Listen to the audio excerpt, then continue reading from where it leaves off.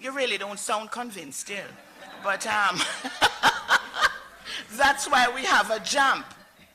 Jamaica, the place of choice to live, work, raise families, and do business. You all get a ticky. All right. Well, listen, in preparing all of this for my role as a master of ceremonies, I went online and I saw a letter to the editor published in the Daily Gleaner Thursday, September 28, 2017. And this person wrote, "The editor, sir, I'm exceptionally happy to learn that Jamaica has an accountability meter portal, JAMP. Finally, something to hold these cunning politicians to account. I have a few questions though. First," and I'm reading it as they wrote it. "First, who in the People's National Party, PNP, come up with such a brilliant idea? Second, how come them never develop it long time? More to the point, what make them never use it to measure themselves? And finally, them really expect Jamaican to buy into this?" I thought that was profound. Well, let me just let you know and declare that JAMP, Jamaica Accountability Meter Portal, was established not by the PNP, but as an independent organization, and it is a tool to empower citizens. JAMP is a non-partisan, is the media here? Right?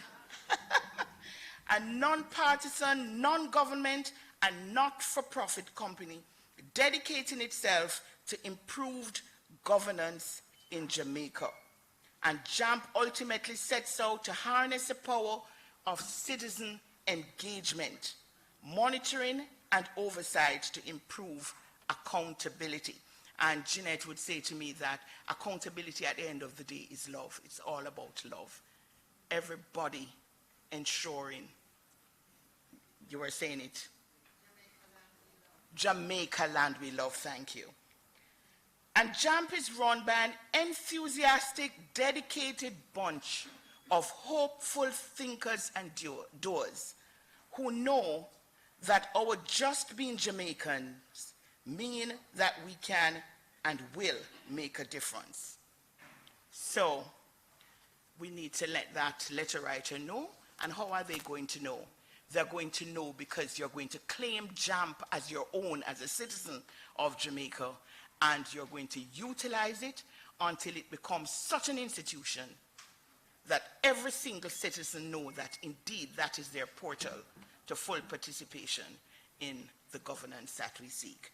At this juncture, I invite you to look to the screen to your left, and pardon? Oh, you're right, my left. Perspective is everything. And we will listen to a vox pop, voice of the people.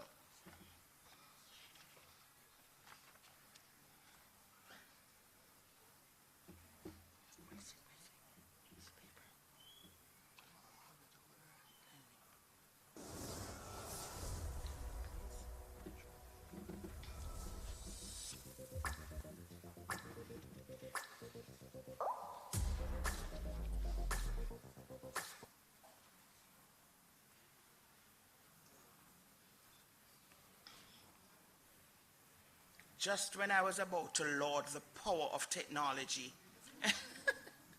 especially in the good governance process, but it's going to come up any minute now. There we go.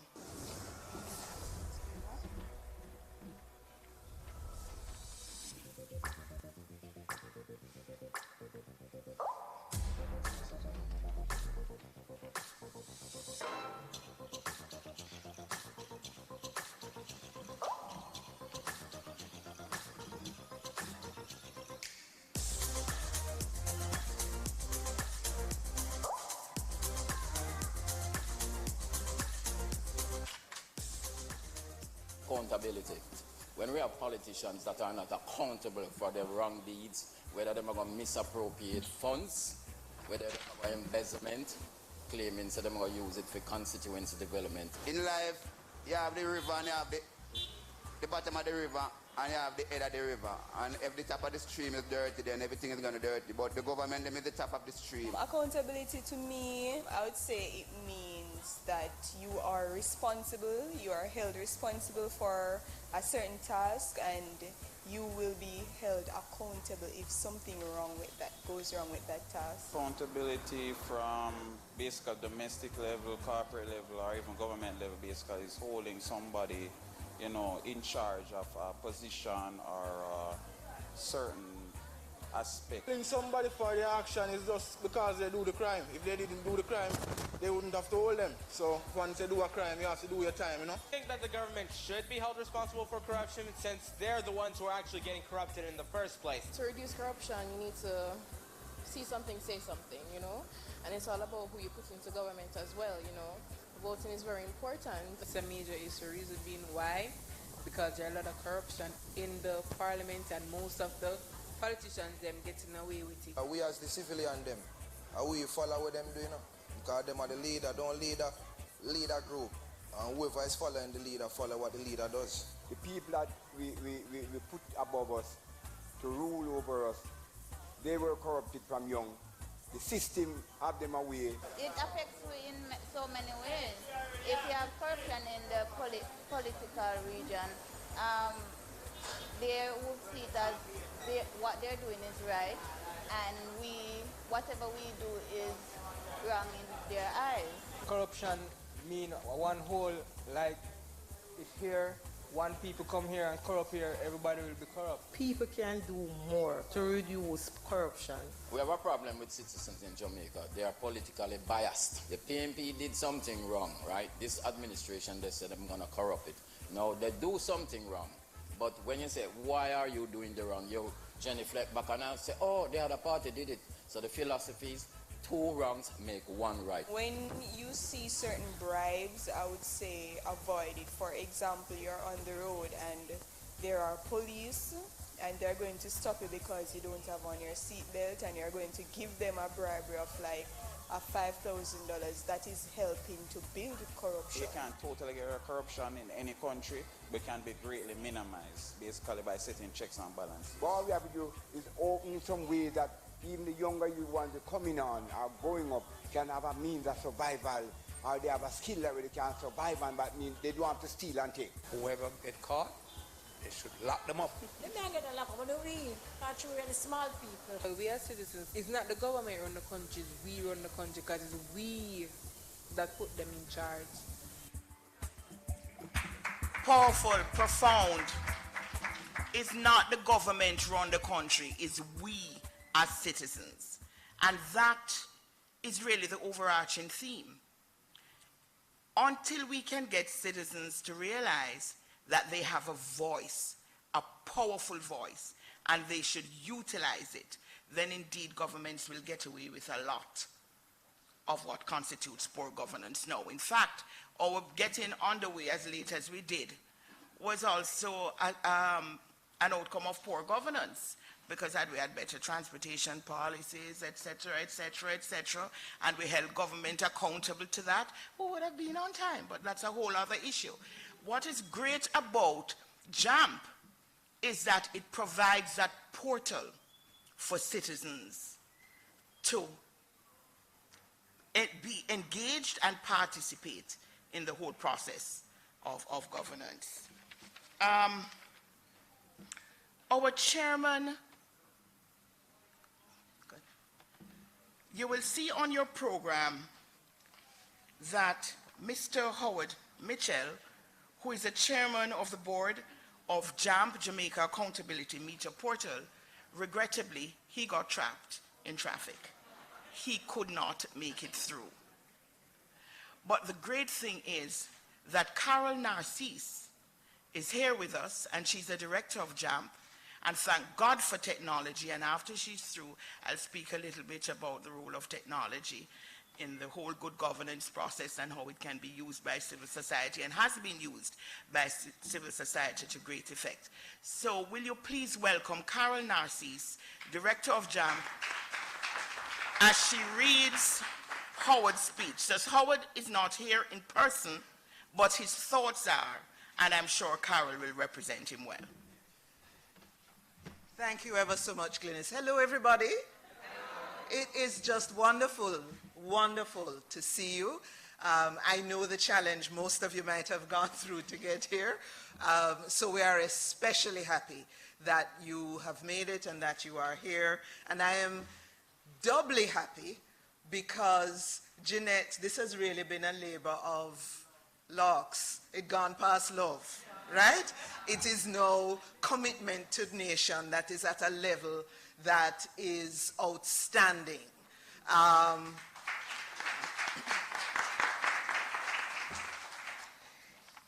You know, sometimes you set your heart and your mind on an intention, and then the world and the universe has a way of, you know, sometimes little imps come along and are in the way, and you begin to say to yourself, I wonder what this is telling me. What are these signs? Well, sometimes what it is telling you is that despite those imps, despite those little hiccups along the way, that you have capacity to overcome.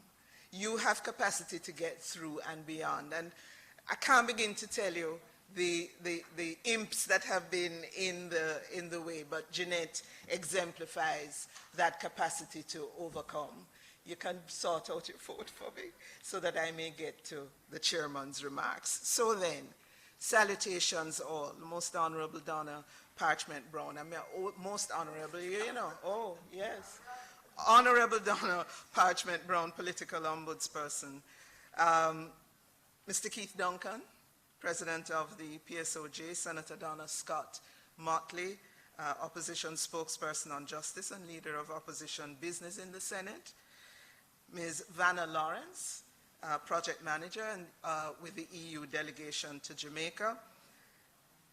Members, of course, of the private sector and the wider civil society, members of the media, excuse me, ladies and gentlemen. And Howard says, excuse me,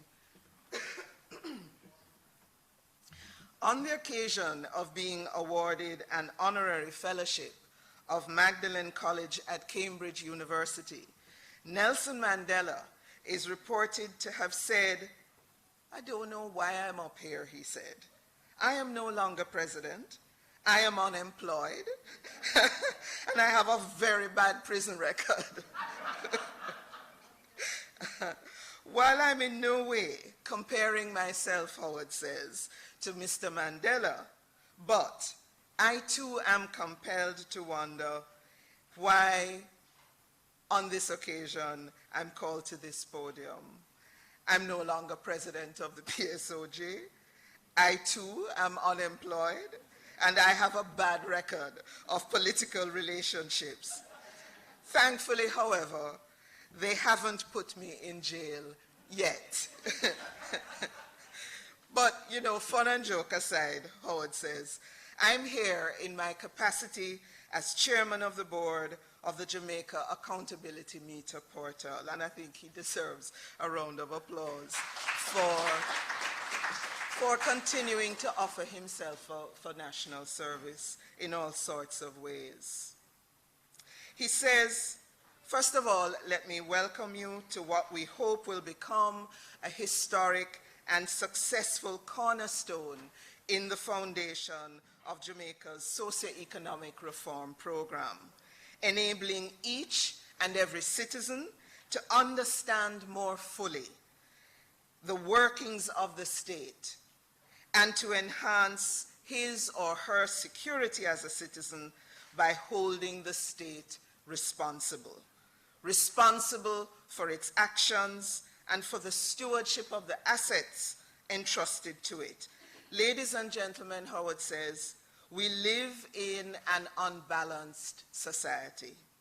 And by that, I am referring to our mental state as a community. And you all know what that's all about, right? If you got caught in the traffic this evening, you know what the mental state is that he's referring to. He says, it is an established fact that every successful functional society in history has created an operating balance. He says that none of the sectors have overwhelming power over the others, and all focus on a common goal for the benefit of the entire society. If any of the sectors becomes significantly stronger or weaker than the other, the society loses confidence in itself and it strays from the path of its goals, and inevitably it goes into decline. Jamaica's history of slavery, of colonialism, of tribal politics, and ineffective leadership of the three sectors, the state, the market, and the community, have brought our people to confusion and our society almost to its knees. 12 years ago, we were being described as a state close to failing, as a society on the brink of collapse, economically and socially. I need not dwell on the circumstances of our failure, nor the dramatic and soul-stirring national efforts that have led to our stepping back from the edge of the abyss. You all know what we have done. However, where I depart from what appears to be the general view is that I believe, says Howard, that we have just begun to turn the corner. And it's a very long journey before we see the home stretch. Fiscal reform is a tremendous achievement, but it is not enough.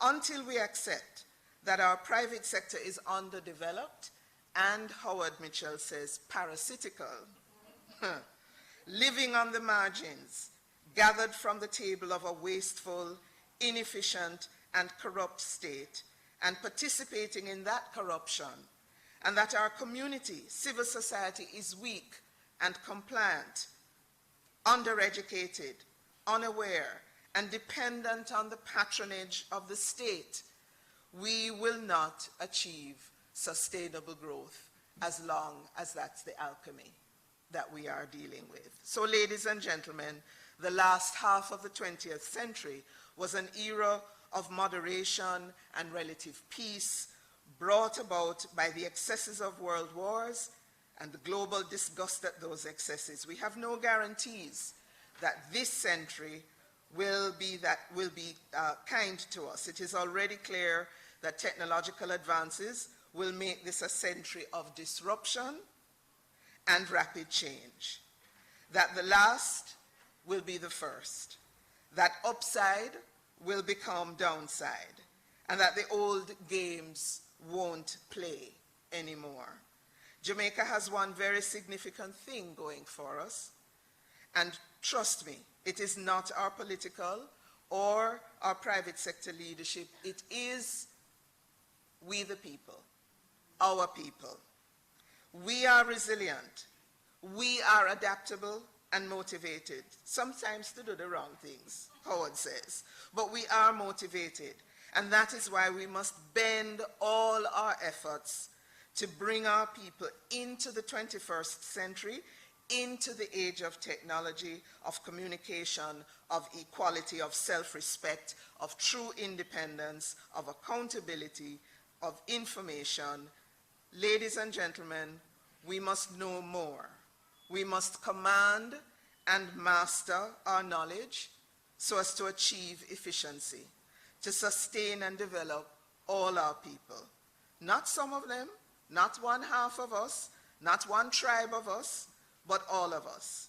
We must husband our resources to achieve sustainable growth and true social development. Our only hope, he says, to true prosperity in this disrupted world is to use our resources efficiently. So, JAMP is not a watchdog over the state. JAMP is not here to hunt down and expose corruption. We have duly constituted agencies for that purpose. JAMP is established to provide actual and factual information at the click of your mouse.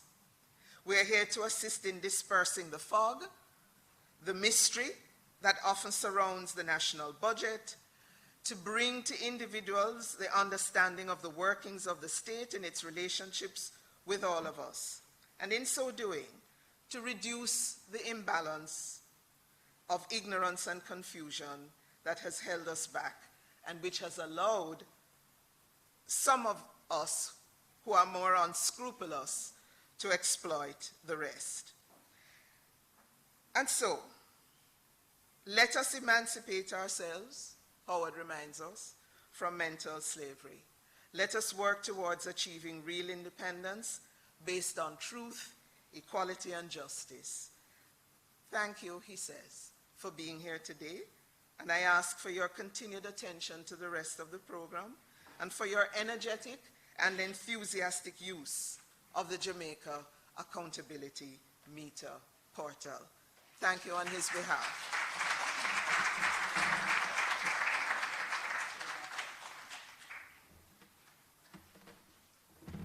We really have to applaud Carol because while we certainly miss Howard's presence and his own inimitable style of delivery, but nothing was lost in the translation. And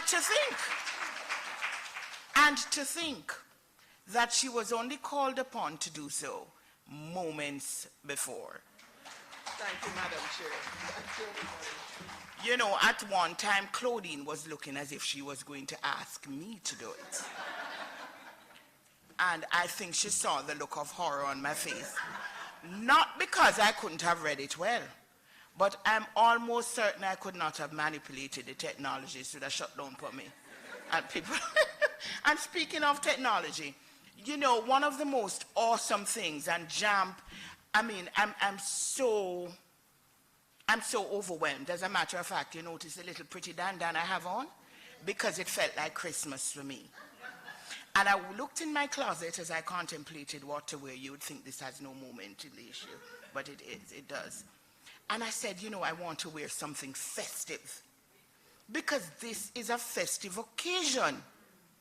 Because to think, and this is when you know the force of one.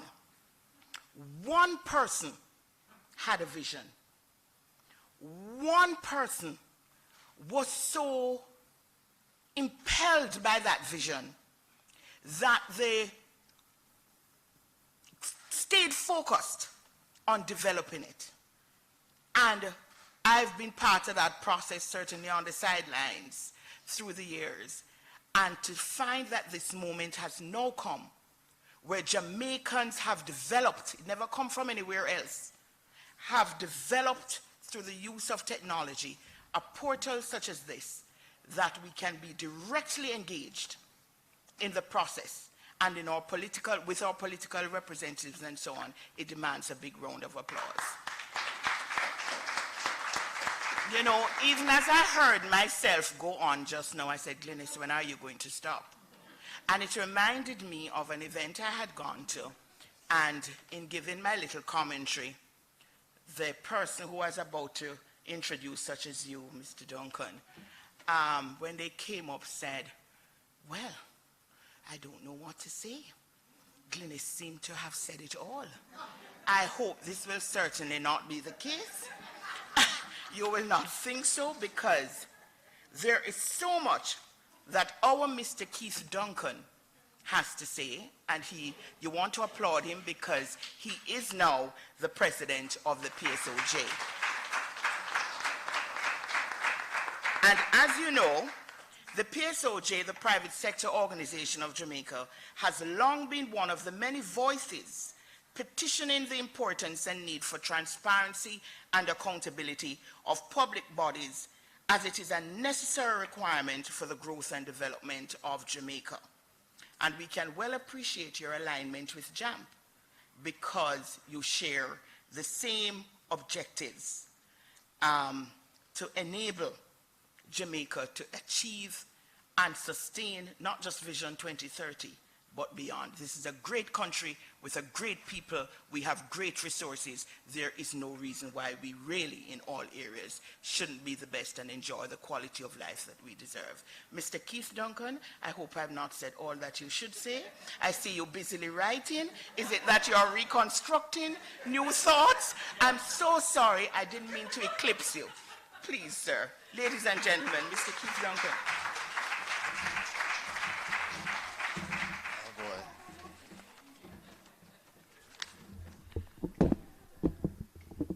Good evening, ladies and gentlemen. Well, I don't know what to say. After Howard's remarks, I don't know what to say. I'm really now kind of, what the hell am I going to say right now? So, all protocols observed. The Honorable Donna Parchment-Brown, thank you for being here today. Senator Donna Scott-Motley. She's right back there. How you doing?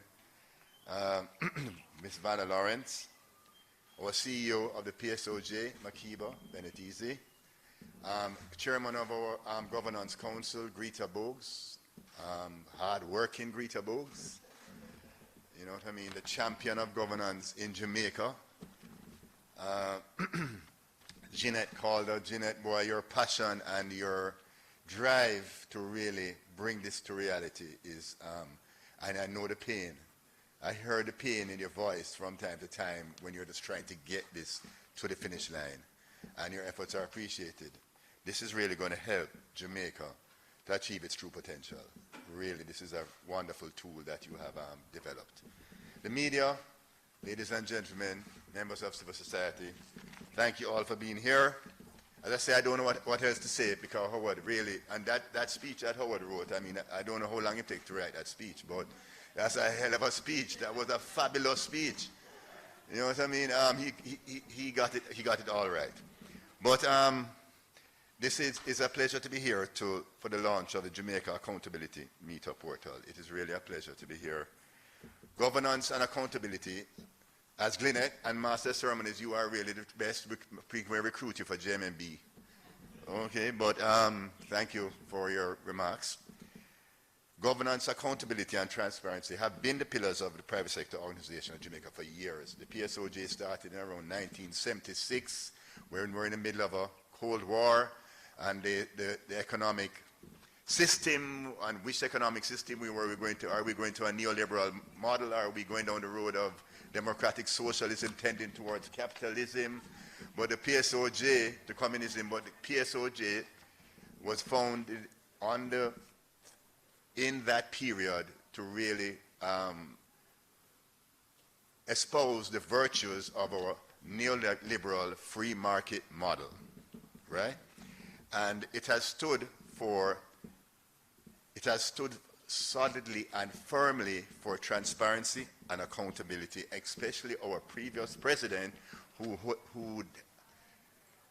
was not one to temper his words. Not one. You understand what I'm saying? Sometimes I would say, please, Howard, no, man, take your time, man. You know what I mean? But, you know, very forthright in his views, and always not afraid to shake it up. And we are appreciative for Howard for his leadership. And therefore, it was not a difficult decision for Howard to really engage members of the private sector around supporting the effort of Jeanette and the team in building JAMP. And Howard really has championed it, and continues to champion it in his role as chair of JAMP. It is important because the tool is important for citizen engagement, for transparency, for knowledge. Jamaica is growing up. Jamaica is actually growing up. When we can have somebody fired up and engaged and motivated, and the private sector can take on a tool like this and say, we are here, the European Union is here to fund this, and to say, listen, Jamaica, you're growing up, you're maturing as a country. Let us get behind this. I mean, this is really a watershed moment for us when we can really launch a tool such as this. it is no secret that Jamaica is on the right track in economic. But we have many issues. There are many crises in different areas of our country. Crime, corruption, right? And here we are here today to deal with corruption, right? And we all Jamaicans need to get on the same page in this regard. I mean, I was at Epoch on the Corner on Monday with Mark Golding in Annet Garden, South St. Andrew, 9th Street. And the Jamaican people, they are frustrated. They're angry about the levels of corruption. They see it as totally diverting resources from basic services, health, education, roads, water, services that they require in their day-to-day lives. All they really want is just to good governance and provide me with what to give with the resources so that I can have an equal opportunity in life. Just be equitable about how we manage our resources, and please don't divert the resources through whatever, corruption, whatever, and divert resources when those resources should be directed to the people, the citizens of Jamaica.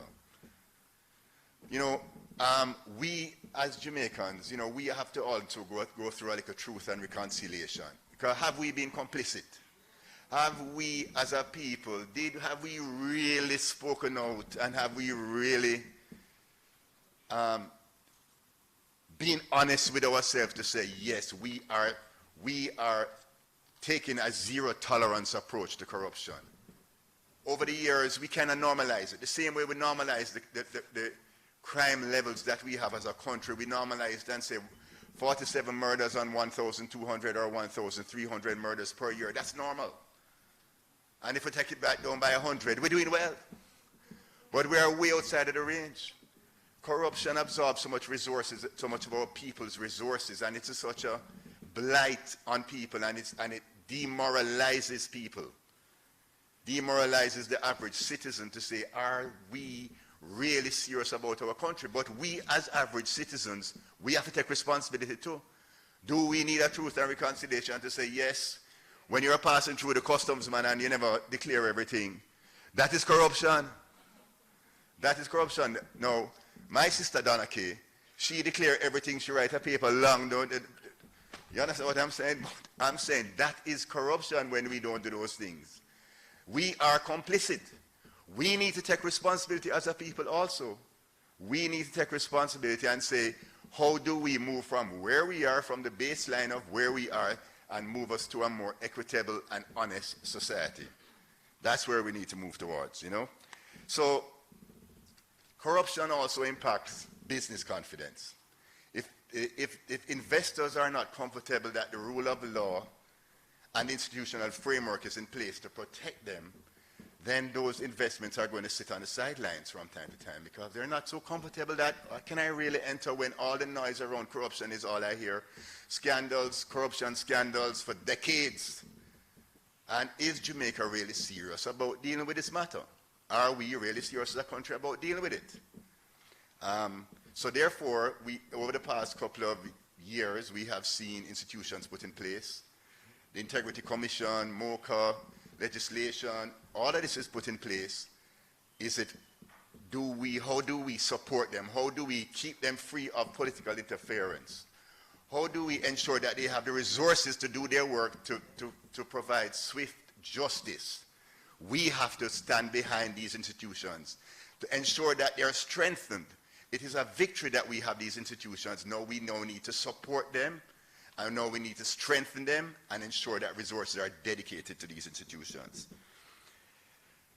So I believe Jamaica is growing up, and maybe we're growing up as a result of, we're just tired of it. We are just plain and simple tired of it. You know what I mean? And so it's actually good. And when Howard said that they were disgusted with world wars and therefore we were peaceful in the second half of the 20th century, we are now tired of it as a country, and we really want to move to good governance so that our people are comfortable that we are managing the resources of our country in an effective way, in an honest way. So we have to continue to really agitate and move this forward. But I'm telling you, Jamaican people are ready for this. They are ready. So we believe that the JAMP can only help further accountability and transparency in public and private bodies, because it takes two hands to clap, you know.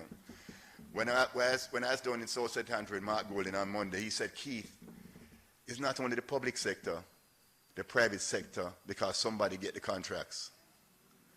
Okay, so we have to take responsibility also as a private sector, you know. So therefore, we believe that this tool, this portal, is very important in terms of transparency, in terms of knowledge, in terms of giving people information, you know, ensuring, and people, you know, use all the tools, social media, etc., to get that message out. People will get behind it because they just want good governance. Well, when I was also at other engagements on Epoch and the Corner, people stand behind our economic reform program, you know. They stand behind the economic reform program. And we say, yeah, fiscal space is being opened up. And this fiscal space is being opened up so we can put resources into health, education, infrastructure, water. But they say, we are not seeing it, right?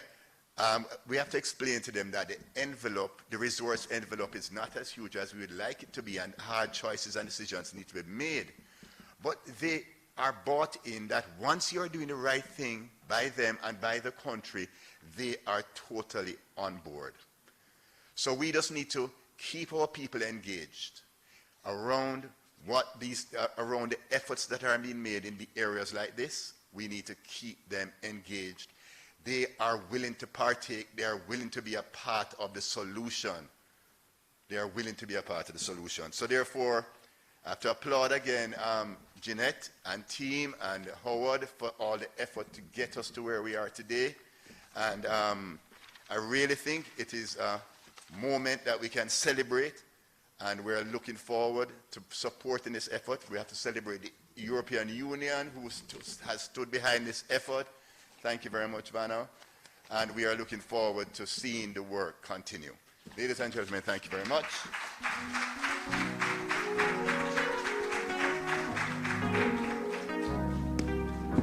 Thank you very much, Keith Duncan. Chairman, congratulations on your new post as president of the Private Sector Organization of Jamaica. And we certainly want to thank you especially for lending your voice. Yes, like yourself, like Howard, you have stepped out of line, as it were, on many occasions and have come out in strong opposition for what you consider to be poor governance practices, and we thank you for that. Thank you for putting the weight of your influence and resources behind getting us to evolve to the stage where we are now, where we could have a JAMP. You know, I had a wonderful helper who she really used to humble me, you know, because I used to think all kinds of lofty thoughts and express myself even more loftily. And, but then she had a way of getting straight to the point and say exactly. So one day, for instance, she came and she saw me looking down. She said, "What's wrong with you?" And I told her what my problem was. She said, "God, I need no help, you know." So we were talking about corruption and how Jamaica changed and that kind of thing. And she said, "Well, you can't cook. And you have to wash rice. You have to wash rice in several water before it come good." I think Jamaica has been washed in several waters. I do believe that our rice is becoming good. You talk about people get tired and fed up. It's not even that. I think people are becoming more self-respecting. They want more for themselves. And they say, why not? They refuse any longer to see their politicians as demigods. They certainly don't see the parliament as Mount Olympus, and so on. But then I could hear myself waxing lyrical, and this is not the evening for it. Let me cut it. Let me cut it, right? So, moving right along, you know, one of the great things, as someone pointed out to me, sometimes when we talk about globalization, we make it seem as if it is something to be done to us, not that we're part of the global community. And one of the things that has certainly evolved through the years is persons' awareness and countries' awareness that we all have to swim together, because the chances are we will sink together. So whether or not we're small or large nations, we all have to come together because we share the common issues. So for little over 50 years, the European Union has been a steady partner on Jamaica's development path. They have been one of the largest providers of grant resources through its cooperation program, and their technical and financial assistance range from poverty reduction projects, road works, interventions in agriculture, health, education, national security and justice, water, sanitation, and programs to advance on rural development. And we would have to need an entire other evening to tell all the many ways in which the European Union has invested in Jamaica's growth and development. But Jeanette told me a very interesting story. She said her own motivation, inspiration as it were, for JAMP came in 2016 when the EU funded civil society research body, a civil society research body. Did I get that right, Jeanette? And Jeanette was a lead researcher on that project. And it began to dawn on her that, you know, we're good at developing, Jamaicans are good, and Jamaica is good at developing and writing policy, but that we fall strategically short in the implementation. And so she said to herself, what can I do about it? Not what anybody else can do about it. What can I do about it? And there the seed of JAMP was born. And so at this juncture, I invite Miss Vanna Lawrence, who is a project manager of the EU delegation to Jamaica, to come and address us. Vanna Lawrence.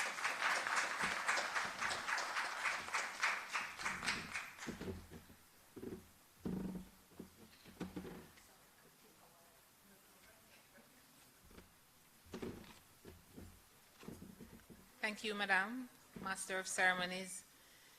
Distinguished guests, especially I must pause to make very special mention of civil society organizations present here this evening. Ladies and gentlemen, good evening. In 2016, when the European Union delegation in Jamaica received its first allocation of funding to work with civil society organizations, we were pleased. We were especially pleased because that funding was allocated to assist civil society organizations towards their own capacity development. And it was worded in such a broad manner that those organizations could develop in areas that they had identified. This funding was again made available in 2019, and it was doubled. JAMP, the PSOJ JAMP project, is one of three which won funding under this 2019 allocation, and we're proud and pleased to be associated with it. We're only hopeful that the process of implementation under PSOJ of the JAMP project will be so successful that the EU delegation in Jamaica will triple its allocation in 2021. Many persons have asked, why is the EU associated with civil society organizations, and why is it that under every area of funding in Jamaica, the EU has set aside at least 5% of funding for civil society organizations? To answer that question, I too will read a message, and it is printed in your program, and I'll try to read as well as Ms. Carol did. Message from Ambassador Malgorzata Wasilewska, EU Head of Delegation. And this answers the why of EU's involvement with civil society organizations. A vibrant and respected civil society is an essential pillar of any democratic society.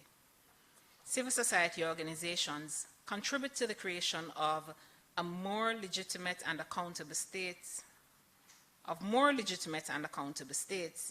leading to better social cohesion and stronger, more open democracies.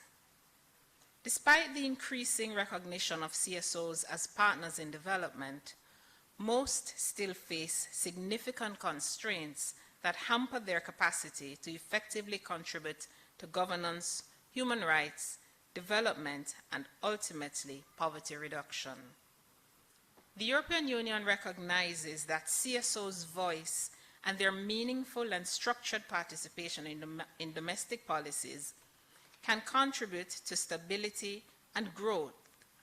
But this depends on the environment in which they operate and their capacity to articulate citizens' concerns.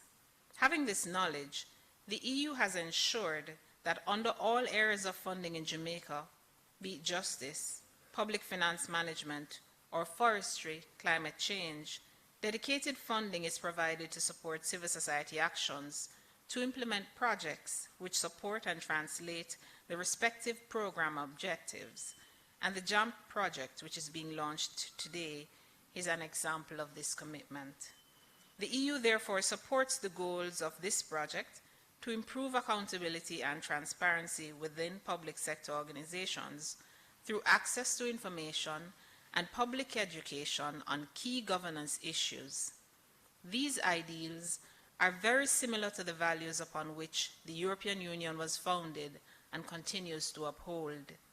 It is our belief that a strong civil society will aid the realization of Jamaica's Vision 2030 goals, and the EU is committed to being a partner in this development process. Ladies and gentlemen, Ambassador Vasilevska sends her apologies for her absence. This project launch is one that she would have liked to be associated with. And so we do wish you, JAMP, the PSOJ, all the success in the implementation of this project, as other projects of this nature are riding upon your success. Thank you very much for having me.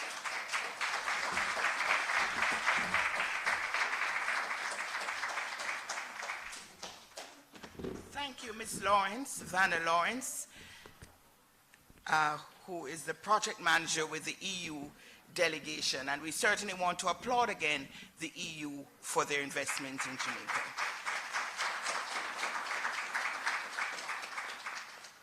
As I heard this next speaker being referred to as the Honorable, I said to myself, is that the correct, by way of protocol, is that the correct thing? But I said to myself, it didn't matter.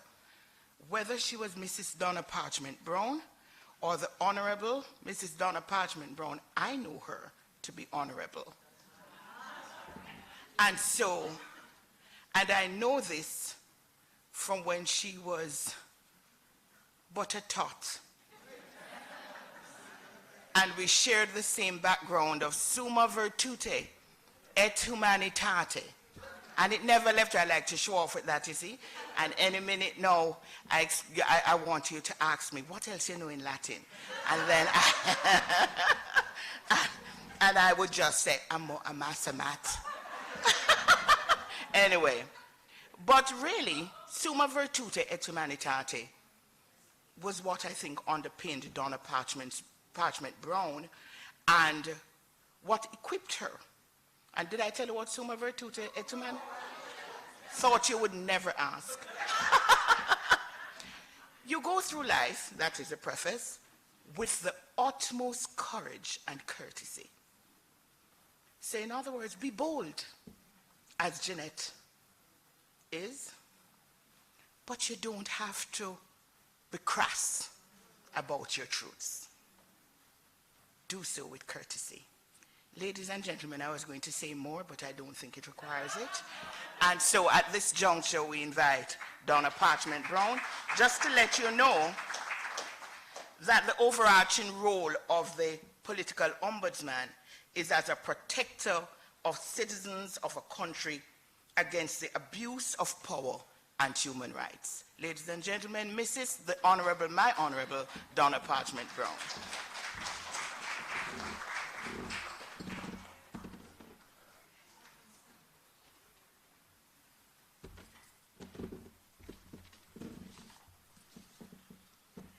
Distinguished ladies and gentlemen, please permit me to adopt the protocol that has been established by Mrs. Carol Narcisse, a.k.a. Howard Mitchell, this afternoon.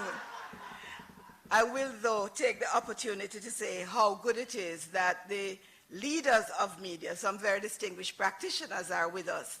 And I think that augurs very well for today's event. And I think it ties into the work that the media does in Jamaica, that they would see this as a very valuable and important occasion.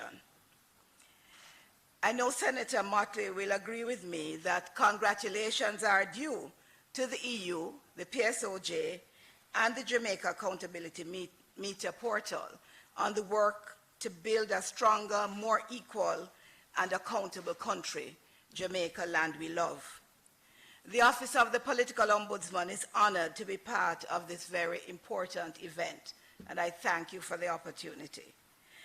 Apart from the thanking you for the opportunity, I walk into a room that's filled with people who have been working in the fields for many years. And it's heartwarming that it's not only those who I've known from earlier years, but that this community is growing of people who are concerned to serve. And take an opportunity to talk to some of the people who are here and find out a little about what they have been doing, because in this room are many unsung heroes of Jamaica.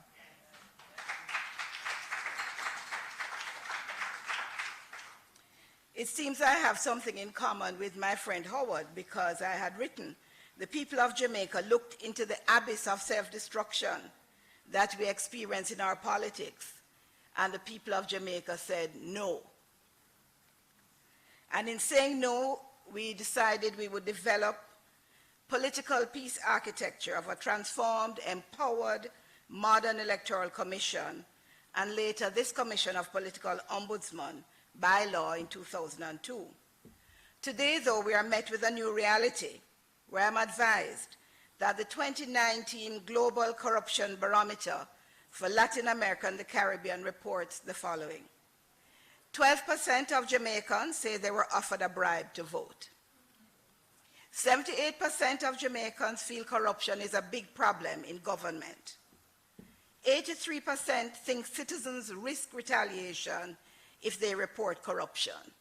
And I've had direct contact with that one, because it's very difficult to get people to expose themselves to the risks, not just work risk, but also their sense of danger associated with being witnesses or people who are willing to put themselves out there. And it becomes difficult because some things require information and a certain kind of evidence. But we must all soldier on. So nonetheless, I'm pleased to report that the Office of the Political Ombudsman, among other things, resolved some complaints that created a lot of distress in Jamaica. Public utterances on social media and political platforms which continue to dog us and to create an unpleasant, uncomfortable atmosphere where we are more concerned about disrespecting and minimizing others than actually elucidating points and raising issues and discussing them in a way that all of us can feel engaged. There was also a number that I didn't include, but I will share with you, of 66% of Jamaicans feeling that there is not, saying there is no freedom of political expression. This problem is dogging us in Jamaica. There's no topic on which you can express an opinion without someone trying to determine or labeling the political party that that opinion means that you support. What that has done is stopped us from moving forward. Many important and valuable voices and many important points are stymied because most people, most of us, do not want to be labeled, and we don't want the consequences of labeling to attack us, our family members, our workplaces, or anything else. That's something we're going to have to decide on. You know, are we as a regular Jamaicans going to continue to play that game where we are part of this idea that we are two tribes and those tribes must be at war? Somehow we got this concept, I don't know if it's out of colonialism, that because it's a tribe, then you have to be in conflict. Nothing could be further from the truth. It's just like having families. I come from the Parchment tribe. We are thousands, but we mix up with everybody else because we are better for mixing with everybody else. And the same thing for the tribes. And there are many, who do not have a tribal approach, but they find themselves forced into defending positions because that seems to be where we're going as a country. I was talking about the complaints resolved and the dangers of public utterances on social media and on political platforms. But I also want to mention that this year we were able to stop a major breach of Section 52AT of the Representation of the People Act related to prohibited contributions. Every Jamaican, especially every Jamaican adult, needs to become familiar with the Representation of the People Act. It's such a great law. There are so many things that we have figured out and decided are actually illegal and that penalties come for those actions. But sometimes when people bring them up, the public says, what's she talking about? After nothing Augusta, just because she don't like that one or she like the other one. We actually have laws that stipulate some of these things. So for example, if you're a government agency under a certain definition, you cannot contribute to a political campaign. And that's just the law. And if they happen to contribute to your duties to return the money within a certain time. And then investigating matters like the breaches to do with government contractors who are free to donate. And I want to encourage everybody to contribute to the political parties. We want them to have a broad level of contribution so they're not beholden to one or two people. So the more people contribute to the political parties, the better they can run their business, the more they can train their workers and their candidates, and the less accountable they are to a particular group or groups of people who may be more deep-pocketed. So actually by contributing to the politicians, we are serving our country and serving our own needs. But if you're a government contractor and you received a contract 2 years or before or 2 years after making a donation, within 14 days you must file a report. And I think sometimes we don't read everything we need to, so people are afraid to file the report. But the breach is not the giving the money, the breach is the not filing the report. And so it's important for us to be knowledgeable. I really hope the media will help us and help the other entities involved to really share this information on an ongoing basis to improve our understanding. And this is why, like you, the Jamaica Accountability Meter Portal, the PSOJ, the EU, and the many representatives of civil society and the many great Jamaicans who are here, the Office of the Political Ombudsman is both independent and neutral. Neutrality is actually what allows our politicians to turn to us to help to broker solutions. So although they have signed and committed to do it, there are times when they see it as a valuable resource. I'm most proud of the fact that in all the cases that have come to us, none of those have involved repeat offenders. So when people work out a problem or they come or they have done something, lessons are in fact learned by those individuals. Unfortunately, although there has been significant compliance by our politicians with the code and with electoral laws, breaches continue, so vigilance is still required. We hope in time your MP profiles will include a note on their compliance with the code and with electoral laws.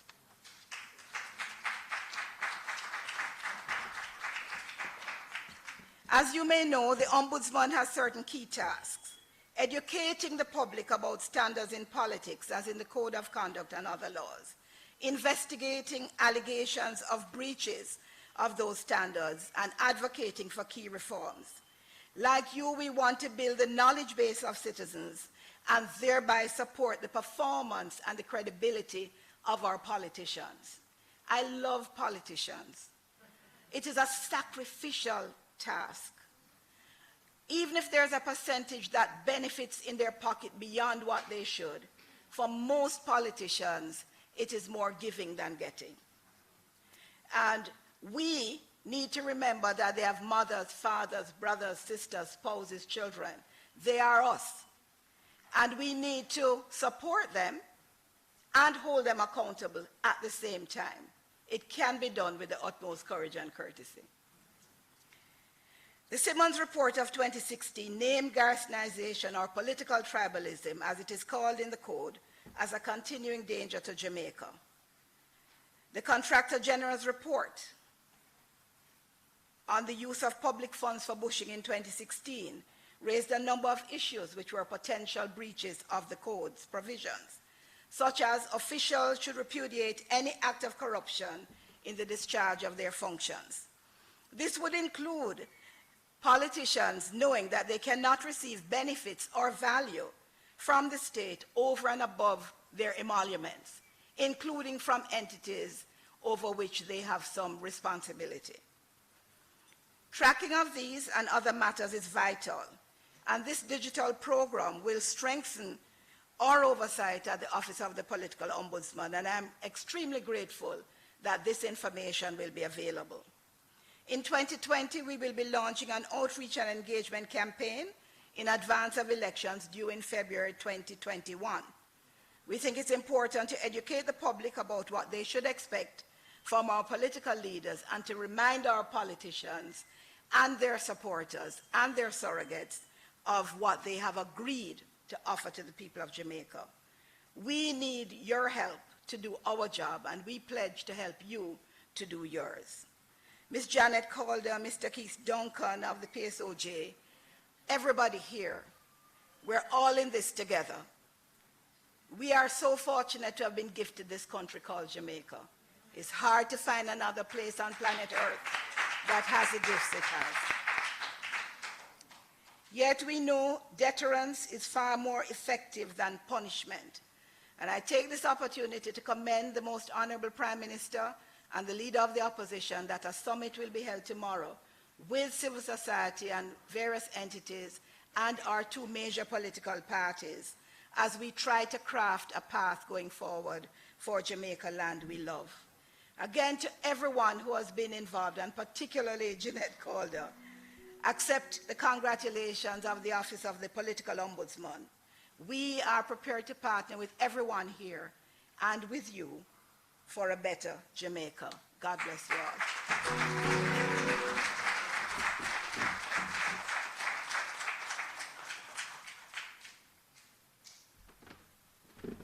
Thank you, Mrs. Donna Parchment Brown. As bilingual as I am, indeed, nowhere no better than yard. Vivat Crescat, Jamaica. Floriat Crescat, Jamaica. Guan, we can do it. That's how bilingual I am. How can I tell you? Multilingual, indeed. Just in case you wondered about the Vivat and the Crescat, it just means live and grow and flourish, Jamaica. Grow, live and grow, Jamaica, or some such thing, I'm not quite sure. Anyway, if you look at your newspaper, you will see an item that really should be the focus. It's called a program. You'd never believe it, but we're actually down now to our third to last. But don't worry about time, especially when the traffic is still gridlocked. Let's, this is great, good gathering. Regrettably, Mrs. Monroe Ellis is not here yet. I have no doubt that she's stuck in traffic. But I draw your attention to the headline of 2030. And I will read just a part, the 2030 news. And I really love this concept because, word is power, and this is what we're projecting. The report of the Auditor General for the financial year ended March 31, 2030, that was tabled in the House last week, detailed the department's examination and certification of the financial statements of the government of Jamaica. Now, and it goes on. Clearly that has not happened yet, but we hope that by 2030 it will somehow happen. you're all very distinguished, but I'm sure you will forgive me if I single out Mr. George Davis, who is president of the Press Association of Jamaica, and you know the media is a critical stakeholder in the good governance process, Mr. Davis. Oh, are you that? You know, I was wondering who was this cuteness in the bow tie. I'm so happy, you know. And Mr. Damian Cox, who is the executive director of the Access to Information Unit. Mr. Cox, just as cute, you both wore purple too. And you know, as I mentioned you, here was another prime example of how citizen action, the force of citizen action, can cause the consideration, such as not having access to parliamentary information, on cabinet documents until 70 years, for them to really rethink. Citizens are no longer sitting down and taking anything that comes at them. They are saying, no, rethink, wheel and come again. So, one of the things that I must mention at this time is that Jeanette will be the first person to let you know, unapologetically, that what underpins her very being, her even being able to conceptualize a JAMP and follow through to where it is now, is because of her faith in God. So she knew that no matter what, at some point in the program, God had to be present. And there's a gentleman here who thankfully I have the pleasure of his company most Sundays. His wife is not here to hear this. And, but I will clean it up a bit to say I enjoy the pleasure of his company in church. He has the most wonderful voice. And Dwan, my Dwan, usually accompany him at church. And at this juncture, would you please put your hands together and welcome Mr. Leighton James. The song he's going to sing, Jeanette requested especially.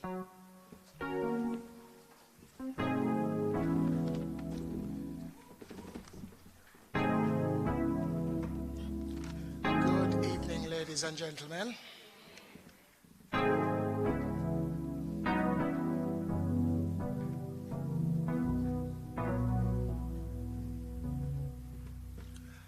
I, the Lord of sea and sky, I have heard my people cry, all who dwell in dark and sin, my hand will save. I who made the stars of night, I will make their darkness bright. Who will bear my light to them? Whom shall I send? Here I am, Lord. Is it I, Lord? I have heard you calling in the night. I will go, Lord, if you lead me. I will hold your people in my heart. I, the Lord of snow and rain, I have borne my people's pain. I have wept for love for them. They turn away. I will break their hearts of stone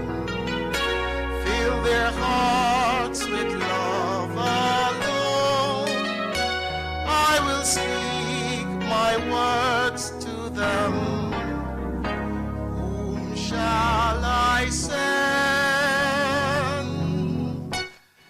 Here I am, Lord. Is it I, Lord?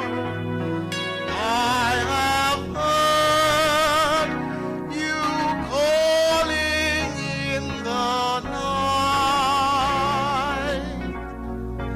I will go, Lord, if you lead me. I will hold your people in my heart.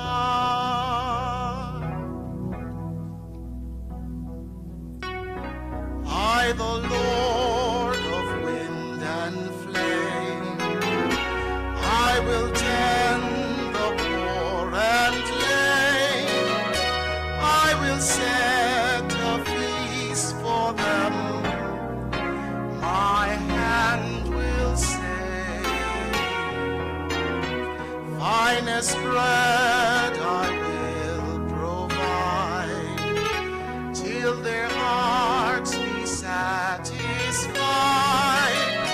I will give my life to them. Whom shall I send? Here I am, Lord. Is it I, Lord? I have heard you calling in the night. I will go, Lord, if you lead me.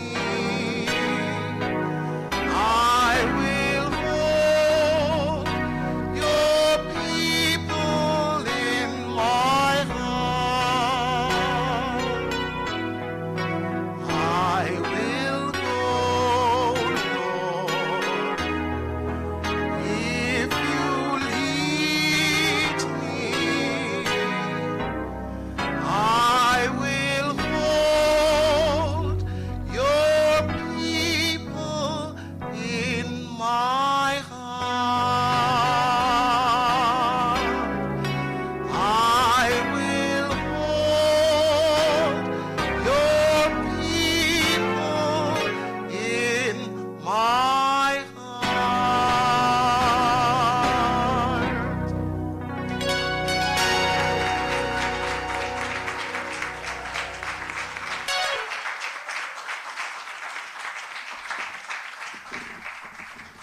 Beautiful voice, wonderful message. And all of us who are in this room answered that call. Whom will I send? I will go, Lord. Now, as it turns out, that song should have preceded Jeanette's presentation. But we just got word that the representative of the Auditor General is here, Mr. Owen McKnight. And I said to myself, you know, even though, Jeanette, that song was for you because you answered the call, I really do believe we should put our hands together and heartily applaud Mrs. Pamela,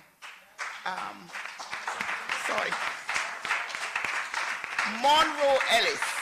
I'm at that uncertain age where even names that I know quite well could elude me in a moment such as this, because her office has done such a tremendous job. And, you know, I'm so proud of them. And Donna, really, they are the epitome of summa virtute that we talk about. They have done it with such grace. And so, Mr. Owen McKnight, sir, would you like me to? Yes. Good.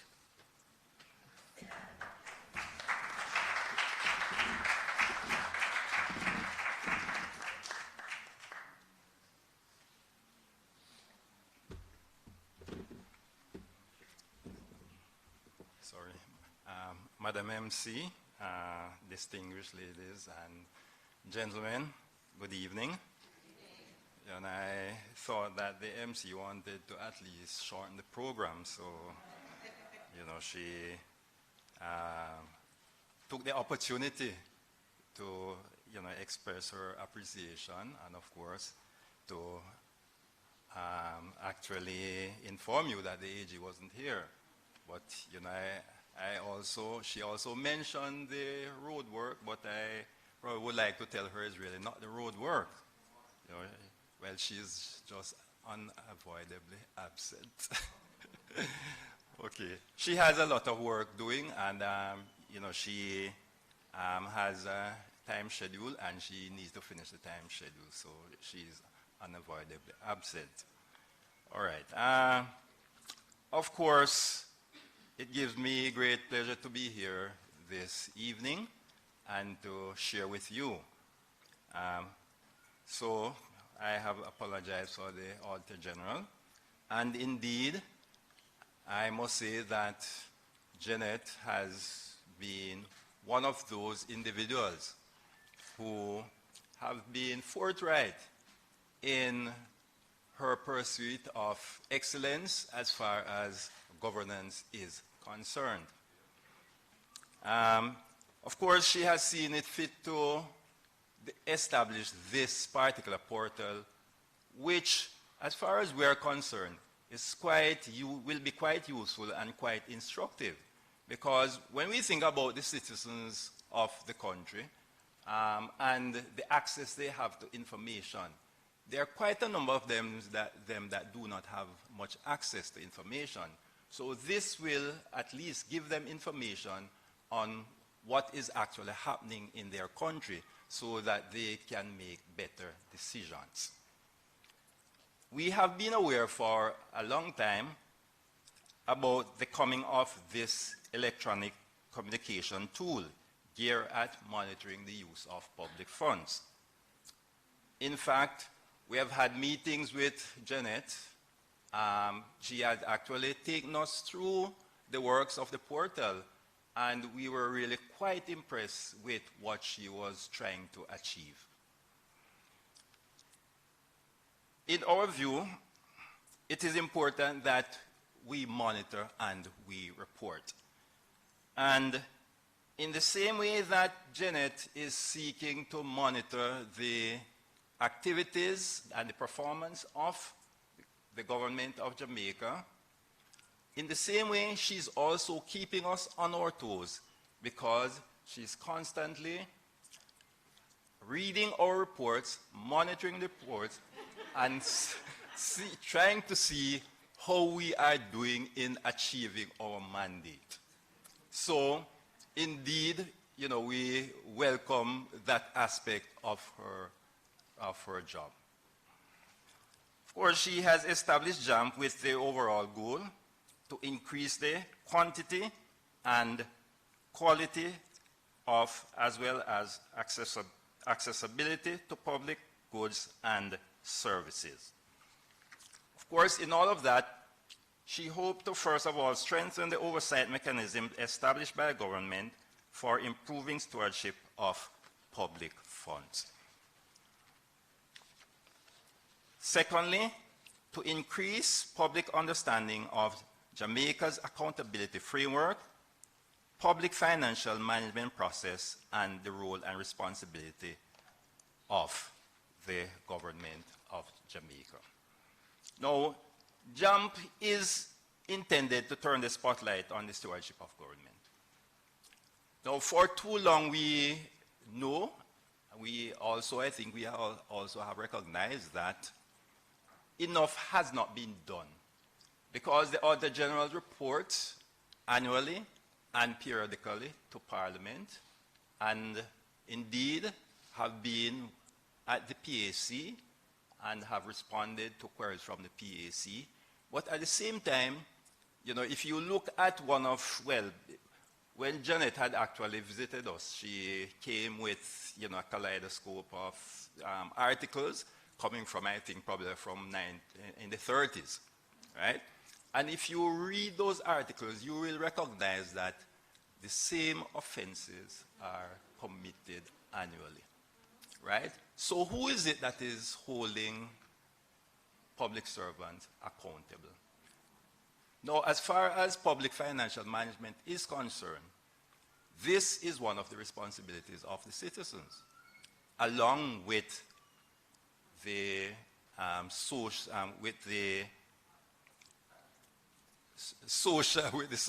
societies that are around, that are there to also monitor and to ensure that citizens get value for money. Because, as the president of the PSOJ articulated before, without value for money, the citizens will not benefit, and they will be left wanting, and there will be a lack of opportunities for them. Now, one other thing we also know is that, or I would say, we shouldn't say we know, but you may not be aware that the Auditor General does not have prosecutorial power. So therefore, the Auditor General can only report. Now, we are looking to have the legislation amended so that not to have prosecutorial power, but to share information with other investigative agencies. In some jurisdictions, the Auditor Generals do have prosecutorial power, but there are also hazards associated with that. So we want to leave that to the investigative agencies and to the police so that they will carry out their responsibility. Nonetheless, I want to say thank you for the invitation, Janet, and we want to wish you all the very best and every success in your endeavor. Thank you very much.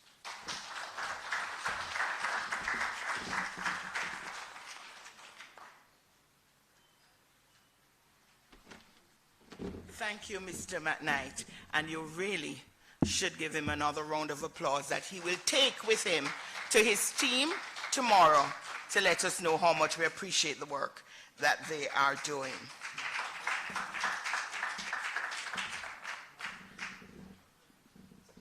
So, I once read this little quote by a Sir Walter Scott. I know nothing about him, except that I like what he said. He said, "1 hour of life, crowded to the full with glorious action and filled with noble risks, is worth whole years of those mean observances of paltry decorum in which men steal through existence like sluggish waters through a marsh without either honor or observation." Now, that kind of quote is better read than heard, because you want to contemplate all of what he said. But I loved it. I liked what he was saying. Well, I know someone who is really not sluggish at all, and she's certainly not trawling through the marsh. I met this young lady several years ago, this bright-eyed and bushy-tailed lady, and I do mean bushy-tailed, she had locks. And we met at a friend's house for dinner. The friend is actually here, Sharon. And one of the things I like about God is that when he sends you on a mission, he sends the resources to let the mission work. And you're part of that army of resources, and so is Sharon, because she provided food many evenings, which of course I shouldn't speak to you about, but so it is. Anyway, the long and short of it is that in chatting with this bushy-tailed young lady, she told me that she wanted to be the mayor. The mayor of what exactly? I don't know if she said the mayor of Jamaica, which I forgave her because she had just come back from the Netherlands when I met her, and she may have forgotten her governance structure. But whatever it was, she wanted to be the mayor. Well, she kind of, I looked at her sadly, but she didn't know what sadness was about. But I think as I got to know her, I recognized that what underpinned her utterance was that she had a need to step out and serve her country in a leadership way, and she wanted to serve the cause of good governance. And later on, as we got to know each other and become the very best of friends, she told me little stories about growing up with her parents, of how, for instance, she knew that when they cooked, that she had to take dinner for Mass Joe down the road, or Easter a piece of bun or bread for this other one. So she grew up in a home that knew that it wasn't just about them. They had to share. And it's amazing how our lives can plant seeds that you don't even know how that seed will grow. Because I know her as Anne, from Jeanette Ann Calder's upbringing, she knew that irrespective of the fact that she's a trained architect, by the way, little wonder that she could construct a JAMP, even though she went on to be trained and become a trainer herself and a consultant in public-private partnership, and she is a keen researcher, well sought after, and all of that, and her resume is really quite impressive. But that's not it. What really is the substance of this fine young lady, this fine leader who will join in later years in our social history, people like the Aggie Bernard. You know who Aggie Bernard was? But I'm not giving you that history lesson now. But I like the fact that Aggie took the heart of her, Aggie Bernard, and the soul of her to really cause the whole labor movement at that time to take on a different face. Please go read the history. Don't listen to me, because I may have a slip or two. But Jeanette Ann Calder is one of those persons who have distinguished herself by her heart of service to her fellow man. Ladies and gentlemen, with a great deal of pride and a kind of emotion as well. Won't cry, you see? Because this is such a proud moment that I should live to see one of my pair in my lifetime create such a tool as this that will serve our nation well and is a game changer in our development. And to think when I tell my great-grandchildren that me did know her. It's wonderful. Ladies and gentlemen, can we stand and applaud her for her courage, for her skill, for her heart. Amazing. A young lady who, when God said to her in the stillness of the night, "Whom shall I send?" And she said, "Here I am, Lord." Come. Let me hug you up.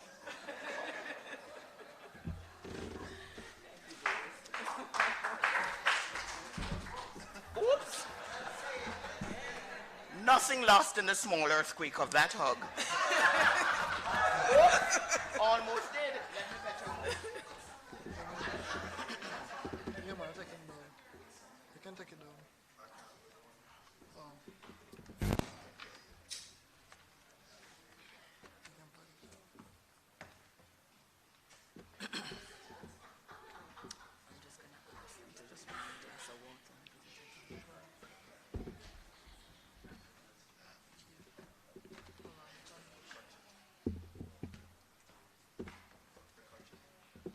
Yes, this is not going to stay.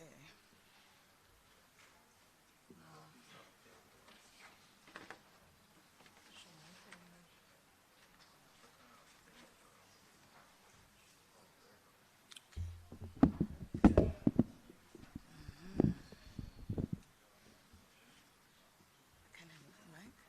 Yeah. Oh, this is staying. Okay. It's okay. It's okay.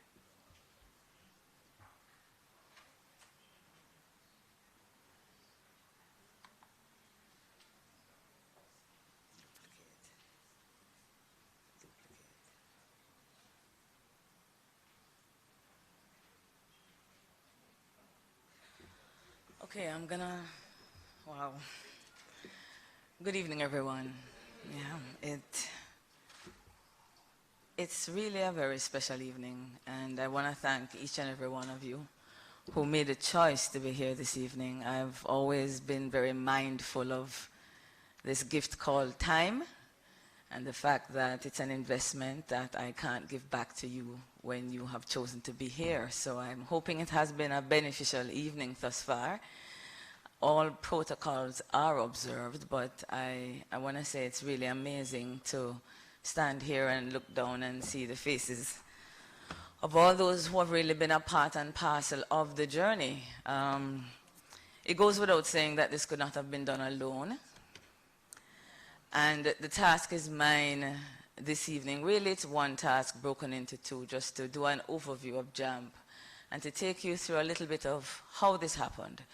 Part of what I want to do is to demystify government and the parliament and governance. And in the process, I have realized it is also important to demystify this journey, because this is really about learning by doing, if I may really be frank with you. And I'm a little afraid that sometimes it appears as if those of us who begin to operate at a particular level, we begin to send a message that somehow we are different from, or smarter than, or went to a school called Advocacy University.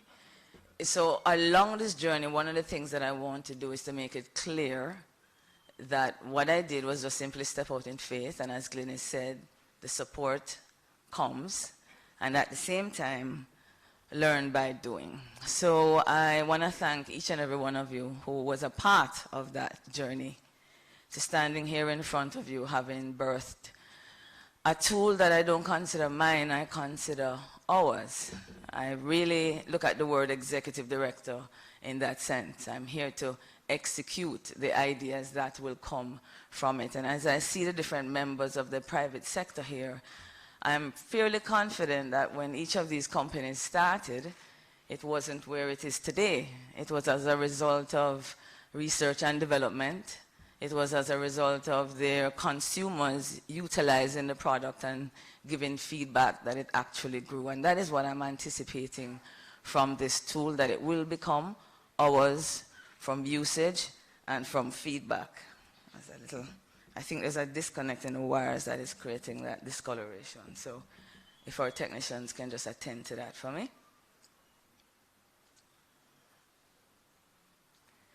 Okay, so in order to tell you a little bit about the journey, I want to say to you that it began with a somewhat innocuous article that was written in June of 2011, and some of us might remember it. It was a Bill Johnson poll that actually said that 60% of Jamaicans were not happy with the fact that we had actually taken the decision to separate from the United Kingdom in 1962. And the thing about it that was a little distressing is that if I were one of the 60% at the time, I'm embarrassed to say I might have actually agreed. Needless to say, I've come a long way from that. But I was really disturbed at the idea that we'd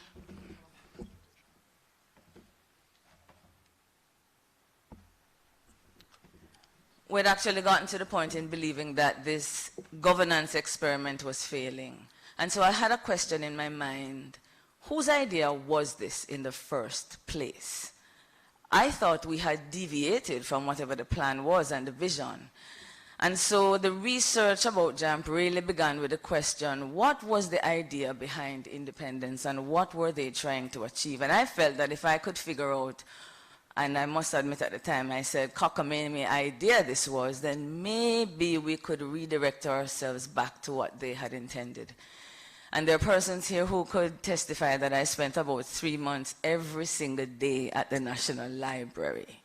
And though I have the word portal in the meaning of the word JAMP, the National Library had almost become a portal in the sense that when I walked through the doors, I had literally left 2012.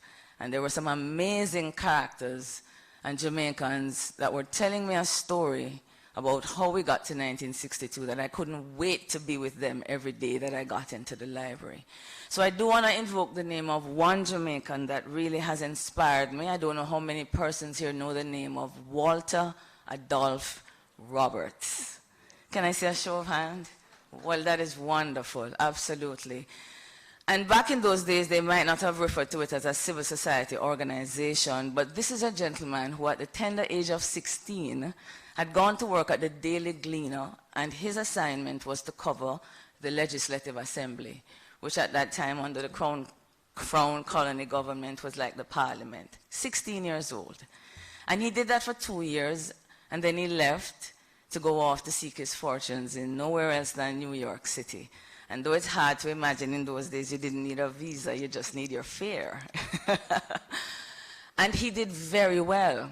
He became a novelist, an author, a journalist, covered a lot of World War, and a poet. And in 1933, he had a life-changing experience. He decided to write the biography of Sir Henry Morgan. And I don't know how many of us know that Sir Henry Morgan, we might have known he was a buccaneer and a pirate, but how many of us knew he was actually one of the first governors of Jamaica? And some people believe that was a foreshadowing of things to come, if you get my drift. I'm teasing.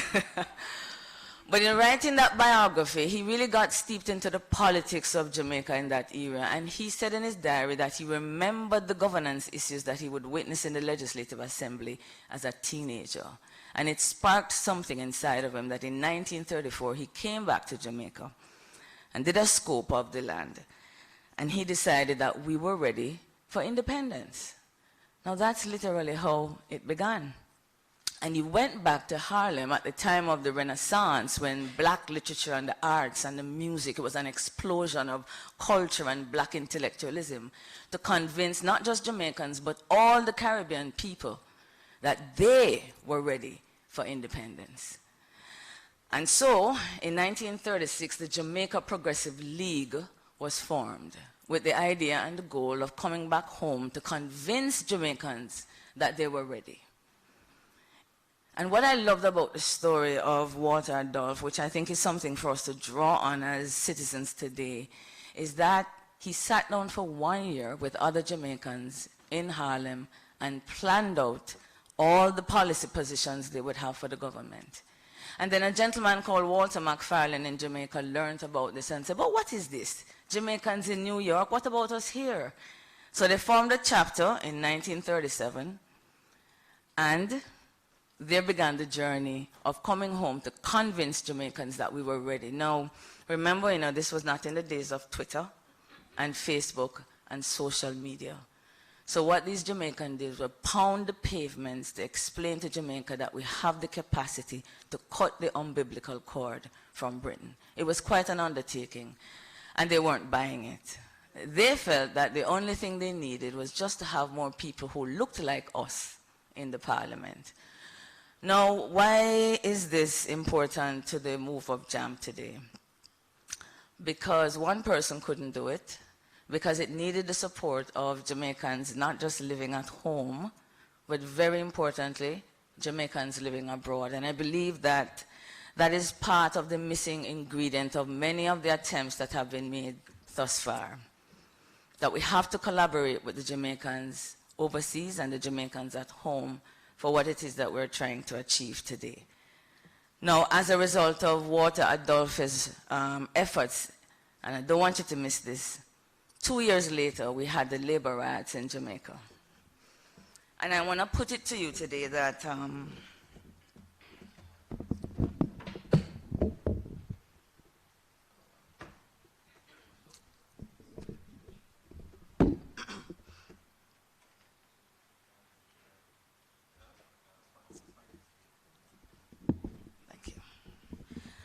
I want to put it to you today that 2 years later, after the forming of the civil society group, when the labor riots took place, and for those of us who remember our history, the Moyne Commission was sent out to the Caribbean to find out what caused the uprising, not just in Jamaica, but across the Caribbean. This country was the only country that had a plan. So instead of just complaining about the problem, what we had were a group of citizens, civil society, that had already had a policy position about where they wanted to be. And that made all the difference in 1938 in a way in which I never understood it before. I learned about Sir Walter Adolphe Roberts. So having journeyed with these Jamaicans from 1936 to 1962 over those 3 months, you have to say with me, I became a very big believer in the capacity of one to make a difference, of one to be a catalyst for others, and of Jamaicans living abroad in the diaspora and here at home to make a difference in terms of the governance arrangement and the vision that we seek for, well, let's just say for 2030.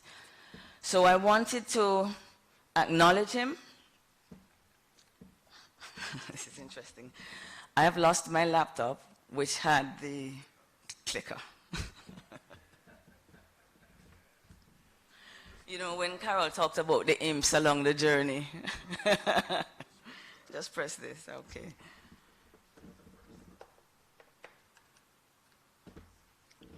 Thank you very much. Thank you, gentlemen. Yes. And I'm also going to ask if I could just see a little bit of this, so if we could just, yeah, thank you. Thank you.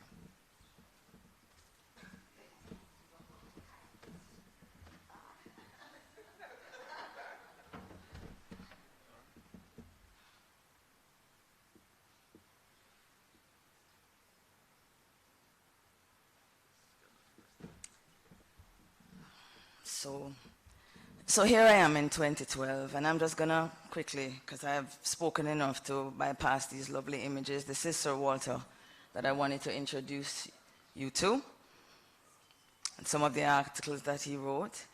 And I just want to quickly point out that very soon thereafter, I learned about a group of citizens in Jamaica who had formed an amazing civil society group called the Jamaica Civil Society Coalition. I want to share with you that for years, I had that burning in my heart to contribute. But I had to wait until there was a space created that I felt comfortable enough, and this is what the Civil Society Coalition had done for me. And I'm saying that because I recognize that there are citizens right now in Jamaica who are burning to contribute and are waiting for a space and a vehicle through which they can demonstrate what is actually inside them about the kind of change that they want. So I really want to thank the coalition, because this is where I learned a lot of the tools about change and advocacy. And I see so many faces here that if I begin to name them, I might get into trouble. But I do want to acknowledge the importance. And these are just a few of the issues back in that small period of 2012 and 14. Now, what I want to share with you is that a lot of citizens believe that what civil society groups do is spend 10 minutes on radio giving an opinion. And the thing that I learned from JCSE, which I have taken away and I'm carrying with me on this journey, is the need for evidence-based advocacy and research.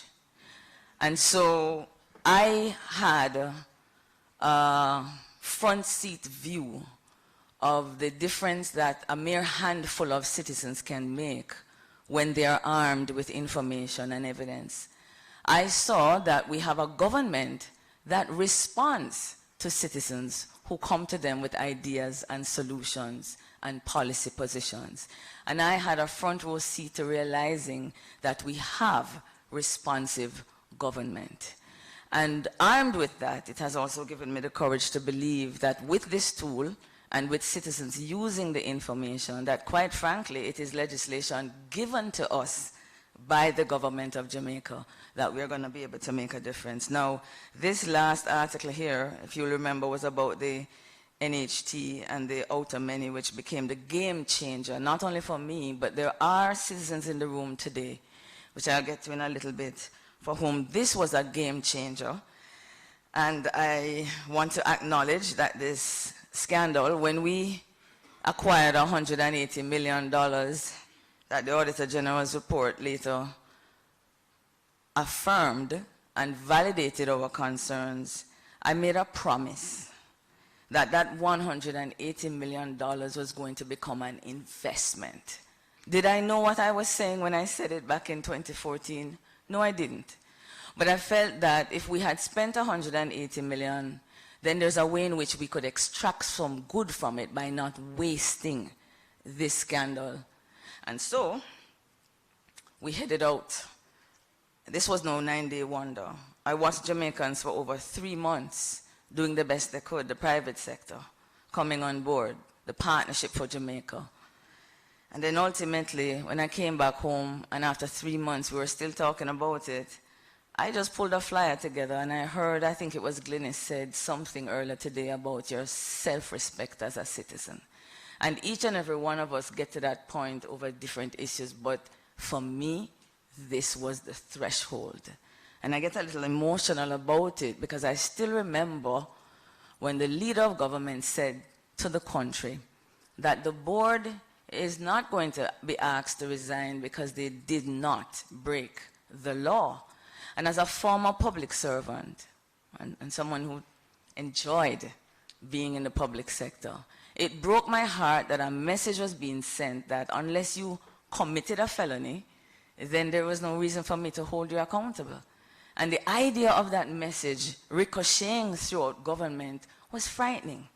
And so what did we do? Well, I put this flyer together and you notice it says, join us at the emancipation. Join us who? I was just praying somebody was going to turn up that day. But you know what happened, Jamaica? This is what happened that day. This is what happened that day. And I want to give a shout out to Kelly. Kelly has now become a Twitter fan, but Kelly actually was one of those Jamaicans, one of the 60 who came for 3 days and took a stand. And she was not alone, the ordinary Jamaicans who were tired. And do you remember Keith saying that earlier, that we have gotten to the point where enough is enough?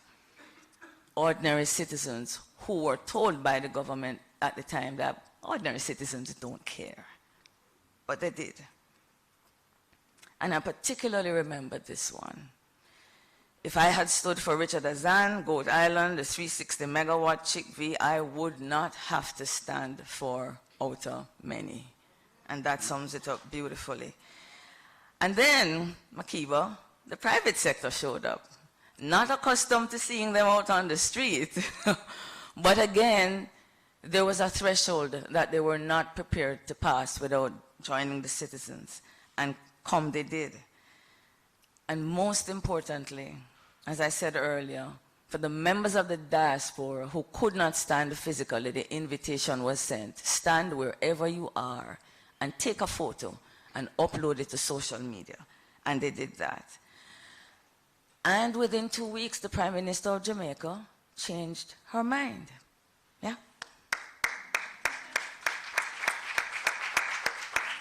Yeah. 60 citizens. It means that we have all the ingredients for change. One of the core messages that I want to communicate is that though the faces in the parliament might not seem to have changed, they are not the same people they were 30 years ago. I believe that.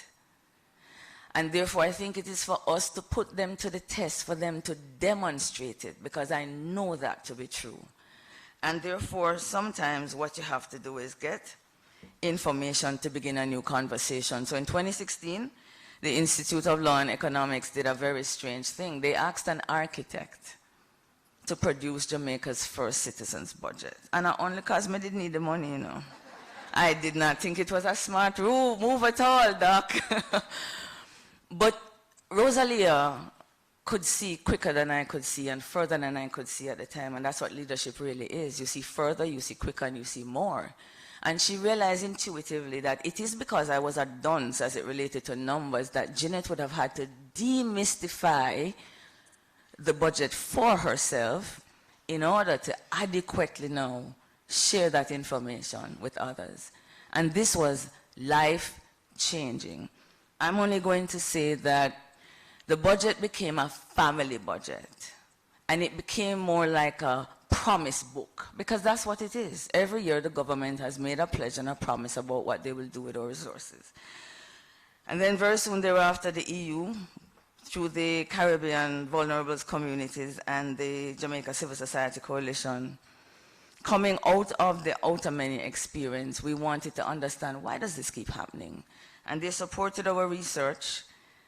And because now we could also read the budget, one of the first things we looked at was how much was it costing the country to try to hold people to account. How much was it costing us just to get public servants to do what they're supposed to do? And it's quite a sum. On average, it's $2.5 billion a year. Now, I don't believe that we're getting value for money. And part of the reason we're not getting value for money is that there are public servants like the Auditor General's Department doing an exemplary job, and other watchdog agencies. MOCA has become empowered. We're hearing from FID. But the truth is, unless citizens do their job and their role and responsibility, we will never be able to really extract the value of that 2.5 million. Now, we saw the technicians a while ago trying to fix the color that went awry. There was nothing wrong with the laptop, really, and there was probably nothing wrong with the cord. What was wrong is that there was a connection that needed to be made because it was designed to fit into that slot in a particular way. Now, the democracy is designed for citizens to fit into the governance process in a particular way, and when we disengage, just like when that got disconnected, what happens? Can it work? No. So we've been sitting on the sidelines pointing at the politicians for so long and saying, hey, hey, but we are the ones who are on the sidelines that actually need to engage in order for it to work the way it was designed. So basically, the research questions that brought us where we are today, we wanted to know who are the players in the stakeholder accountability framework, what happens to the AG's report after it goes to Parliament, who is empowered to hold public officials responsible for breaches, and what sanctions are available. Are they working? Are there any particular institutions we should be keeping our eyes on more than others? And are there any identifiable areas of weakness in the design of our accountability framework? Naturally, we're going to talk about recommendations, but one of the things we wanted to do was to make sure that citizens were going to be a part of whatever it is that we were going to be recommending to the government. And I'm just going to quickly tell you what some of these issues were that we came across in 2014. And I want you to carefully watch the date, because this is cutting across what? Both administrations. And I don't want us to lose sight of that. 2014, the NWC, $1.78 billion removed from an account without approval. When the Auditor General asked for the receipts, we got $72 million. That's less than 10%. Then we had a situation in 2015 in the middle of an IMF arrangement where we borrowed $8.6 billion from the Chinese to build housing. We have a third of the population squatting. 90% of those units were not built, and about 21% of the housing lots. And all the funds were paid to the contractor. Then we have a situation in the reports from the Auditor General in 2016 where we really can't quantify it. But what do you do when you have an agency where for 23 years you have not been able to get a financial statement telling you what have you done with the money that we have allocated to you? And you have never had an audit committee meet. The Ports Authority, we're fairly familiar with that in 2017. That matter ended up in court. And in 2018, I'm sure most of you would think I'm going to talk about PetroJam, but just a few weeks before PetroJam, Kelly, the Auditor General shared that $3.1 billion was invested by the National Insurance Fund. And follow me with this, guys. Without approval from the investment committee, without approval from the board, without approval from the Ministry of Finance, and no evidence that there was any approval from the Cabinet of Jamaica. Now I ask you, are those public servants still sitting at their desks? And the answer is yes. We have been waiting on a report from the FID since February of last year. And last but by no means least, just earlier this year in April, and I think we probably missed this headline because it came out the same week of an SOE, but the Auditor General told us that approximately 81% of 1.8 billion was spent by the Jamaica Constabulary Force in what we call direct contracting, no tender. And remember, direct contracting is permissible, but under certain circumstances. And what were these circumstances? To buy uniforms, to fix the vehicles, and for maintenance of police stations. Where is the emergency in that? So that is just to give you some of the ideas of what we've been looking at recently. Now, what were the gaps in accountability that we could find? Well, not just gaps. What were our findings? I was excited to discover that 6 out of 11 of our accountability partners in government can sanction. So now we need to know who those are, right? Those are the people to talk to. We found out, though, that there was insufficient collaboration between the watchdog agencies. So the Auditor General is coming up with amazing things, and things that we should be able to nip it in the bud, because she catches them early as the auditor. When MOCA and the Integrity Commission have to deal with it when it becomes a monster, the Auditor General catches it when it is becoming a problem. Insufficient citizen engagement, insufficient PAC sittings. Our reports discovered that per year, 5 and 6, not enough. Not enough for the governance issues that we have and the kind of information that the Auditor General provides. There's a lack of parliamentary discussion and debate. Now, what do we mean by that? Parliament cannot sit and look at an entire Auditor General's report. There are several commissions of Parliament, several reports. They create subcommittees. The subcommittee has to report back to who? To the Parliament. And I'm pleased to say that they are excellent members of staff that serve that committee that yearly provide a summary of those reports and recommendations. Now, what is supposed to happen is that the Parliament is supposed to know the what? Debate the issues. And as you can see, ladies and gentlemen, these were not small issues. These are massive governance concerns that result in what? Waste.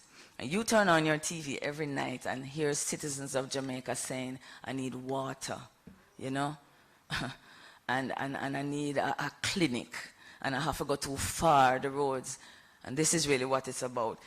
There was no parliamentary debate for the entire 10 years that we had been doing the research. None.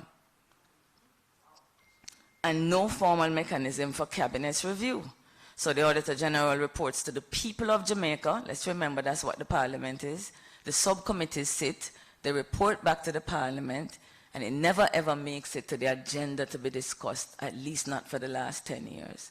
Therefore, it's not debated, it doesn't then get ratcheted up to the cabinet where the executive can make the kind of decisions that get sent back to the permanent secretaries to actually treat with the matter. And 7 and last is that our findings saw that there was inadequate follow-up of the ministries, departments, and agencies to the Auditor General and the PAC's recommendations. So let us say everything went well with all the other 6 points. But at the end of the day, what we need to do is to remedy the challenges. But if we have no follow-up to determine where is the matter in 3 months, 6 months, 9 months, or a year, then it's going to recur. It is as simple as that. In the last 24 months, these were our headlines.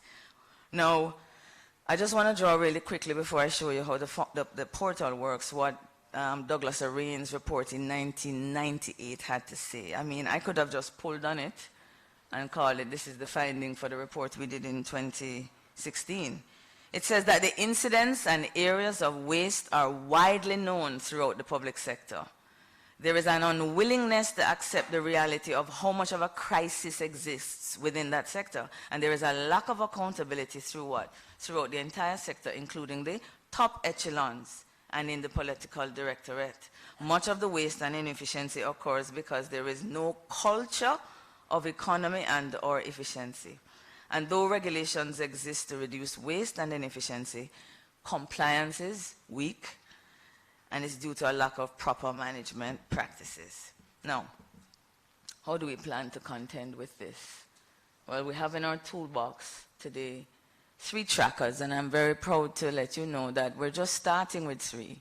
We have already started to develop 2 more, and since we have been talking about it publicly, citizens have been telling us what they think we should track next, and you heard what the political ombudsman said we should actually be tracking in terms of accountability, the behavior, and their adherence to the political code of conduct. So there you have it. We are going to start with the accountometer. That's what we have dubbed it, which is looking at the breaches that we intend to track. And then we call the other one the MP tracker, the Member of Parliament tracker. And finally, the legislative tracker. That's where we are going to start, but it is but just a start. Now, to give you an idea, we're only going to focus on the tracker, minus the rest of the website. But this is one of the places where I'm hoping to generate a lot of traffic. Now, what we have done is we've created a database. We've started with 47, and we're going to continue to build it out. And I really want to pause here to really give a shout out and a thank you to the Jamaican who has been the strength and the brain behind the coding and the programming of this website. When you heard about some of the challenges I faced, it had to do with having to hire 6 different developers before I actually struck gold. And so to Mr. Dorian Williams, who not only came along to assist, but I would like everybody to know that this is a Jamaican who gave up 2.5 months without pay in faith that we would be able to find Jamaicans who would finance this project, and was willing to do that between the hours of 9 till 3 at night because he had a full-time job.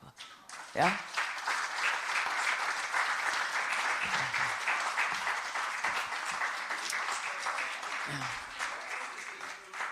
Traffic. He tells me he's watching by live stream. So Doyen, kudos to you, and we really do appreciate the work that you have done here. So what we have started off with is a database which is, you can simply go and, as we say here, view all the breaches at once. At the same time, we have a strong filter database which allows you to put in a keyword, put in a ministry, put in an issue, and you'll be taken to it.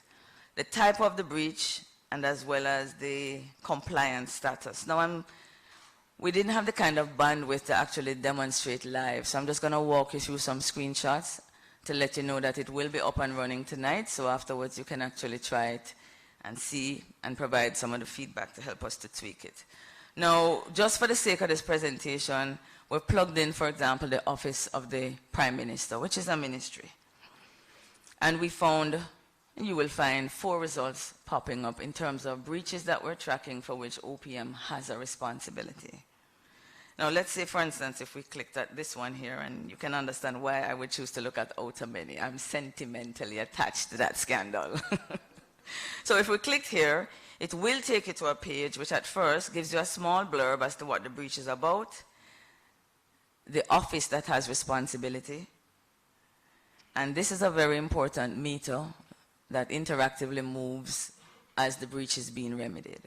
So as it stands right now, for this breach, the Office of the Prime Minister has fully corrected and put in place all the recommendations that the Auditor General made in 2014. It does happen, yeah? It does happen. And I want to really emphasize that this is part of what this tool is about. I think we think sometimes that there's no good news. And I do want to send a message, because that's what I have discovered, that there is some good work being done. Yeah, absolutely, by public officials. Now, you're going to find that we're going to stay true to what the Auditor General says. We are but a filter. I want it to be very clear that what we are doing, JAMP, is that we are accessing information from government agencies and making it available to the public.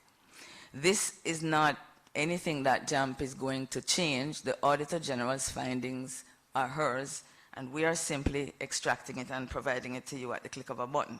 Now, the share this becomes very important for obvious reasons, but here we find out who the responsible public officials are. Now, you will notice that it speaks about the permanent secretary, because it is the permanent secretary. The media have you thinking sometimes it's the minister, because that's the only person we draw from in trouble. But it's really the permanent secretary that is the accountable officer. In the days when I was in government, they couldn't hire, they couldn't fire. But the government of Jamaica has an amazing policy that from 1999 they have slowly been given, delegating the powers of the Governor General, which is who has it in the Constitution really to hire and fire. It has been delegated to the permanent secretaries. So the power to fire, to reward, to discipline lies with each of the 14 of those public officials. Now, in all fairness, we have there who the permanent secretary was, well, is currently. But we kind of noticed it kind of wasn't fair. Because when you look at some of the breaches, you just say to yourself, say, Lord, me and Eva did go to school, man. And that she gone do down in the people them place. But when in many cases, Eva really inherited the problem. So then we tweaked it a little bit to ensure that we have the permanent secretary at the breach and the permanent secretary currently, because we really want to be fair to those who are actually now being tasked to fix the problem. And on the right-hand side, We tell you what the breach categories are and the breach type. Again, we are drawing from the Auditor General. They have 4 types of breach. We report on those. We report on the subcategories so that we're clearer. At the bottom of the page, when you scroll up, if we were live, you would come to what I call the magic 4 tabs. We're going to really capture for you the recommendations as long as one has been provided. And then, thanks to the access to information legislation, we provide citizens with the update as to where the breaches are. It's not too legible from where you are, but I can tell you that the board was changed. The recommendation is that the NHT was going to have a subcommittee now that looks specifically at the investment of land and property, and that was put in place. And they have actually invested $2.78 million in trying to sell the property, and them can't sell it, Kelly. What does it tell you?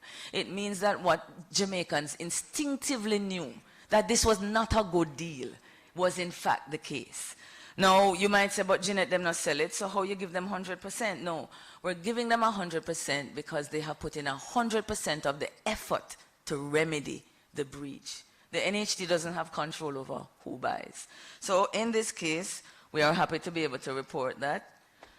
We are well on our way to have 100% correction of that particular matter. Now I'm going to skip quickly over to the right-hand side where we're hoping to pull you a little bit more into the site by posting some of the more recent breaches, though you probably really came just to look at one. Now for those who are interested in a... I forgot that I had a slide here.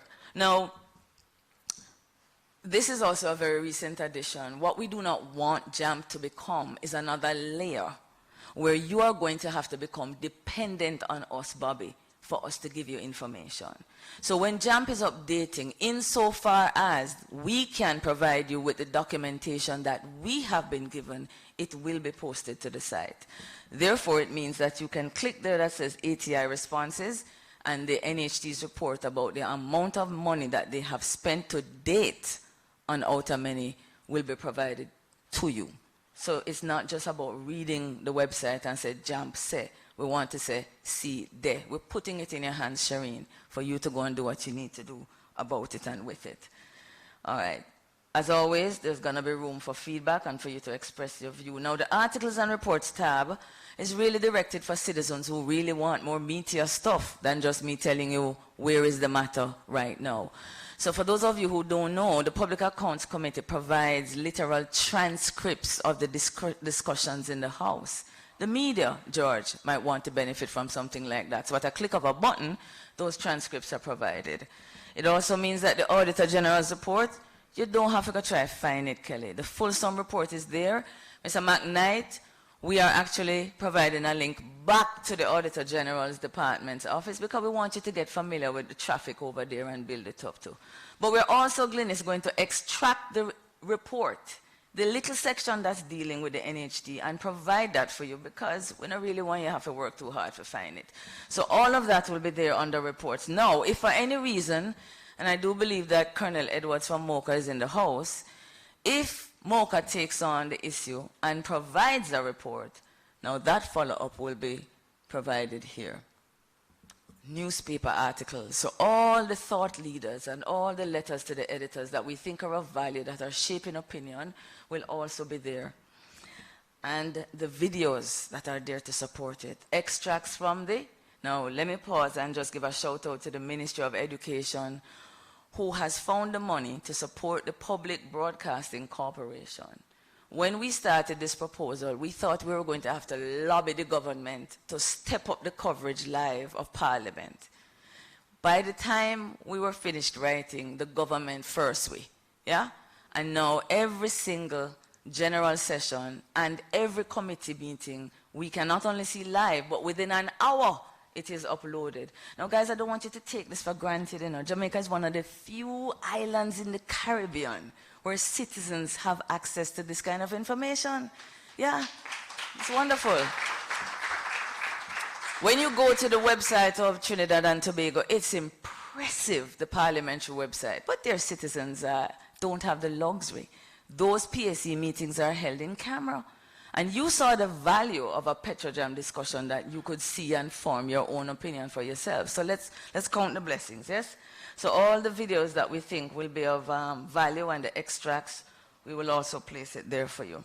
Now, the accountable officers is the tab that I get a little excited about. That's the third one. Most of us don't know who they are. And when we heard about PetroJam, if I had said, Anya, who is the general manager, you would say, Jenna, who? You might have an opinion that you would like to share with the chairman of the board. Do you know who it is? No. Do you know how to access him? No. But he is in charge of the governance of that agency. Why should a citizen not be able to send him an email?